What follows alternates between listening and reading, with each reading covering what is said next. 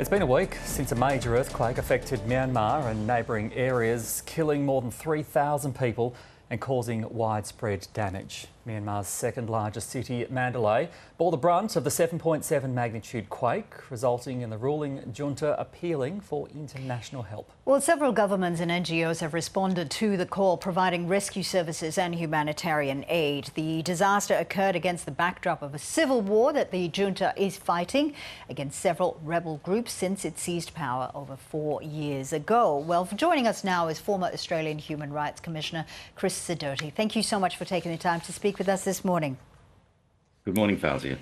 Chris, it's very rare that the junta would actually allow foreign personnel to enter the country, but after the appeal from the military leader, we're now seeing this aid come in. However, there are allegations that the military is also restricting aid to affected areas. What will be the reasoning behind this? The reasoning is because the military simply doesn't want aid to get through to areas controlled by the resistance. And the military has shown over the last 20 years, this is not the first time, that it misuses aid. It tries to use catastrophes like this as opportunities. And we can go back as far as the Indian Ocean tsunami of 2004 to see the same kind of thing occurring. So for the military, every catastrophe is an opportunity to favour its own supporters, to favour the military in particular, but also to penalise those that oppose it. Now, the extent of the damage, of course, we know is widespread. Mandalay, we know, bore the brunt of it. What do we know about the areas outside of the city centre? Not very much. The military controls the central part of Mandalay, but even some of the outer suburbs are controlled by the resistance.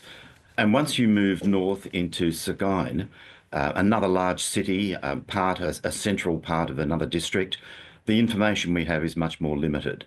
So the fears are that the death toll, which currently stands at just under 4,000, will rise substantially before the clean-up is completed.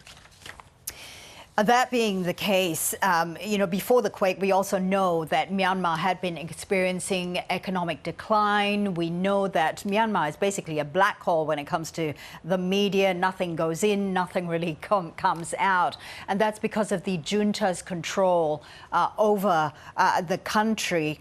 I wonder, though, now that we're seeing this engagement with foreign elements, we're talking about humanitarian aid, of course, do you see this changing in the future?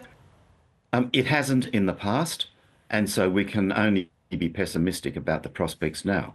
The number of foreign aid workers who have been able to get in is very small, and the military has controlled their access very carefully, so that we know that the foreign aid, the emergency response teams, are only coming from around about 4 or 5 countries, and not from the countries that traditionally provide the largest number of rescue teams. So it's limited. It's restricted very much to military-controlled areas, which means that the resistance-controlled areas, making up around 80% of the country, are at this stage not getting international relief at all.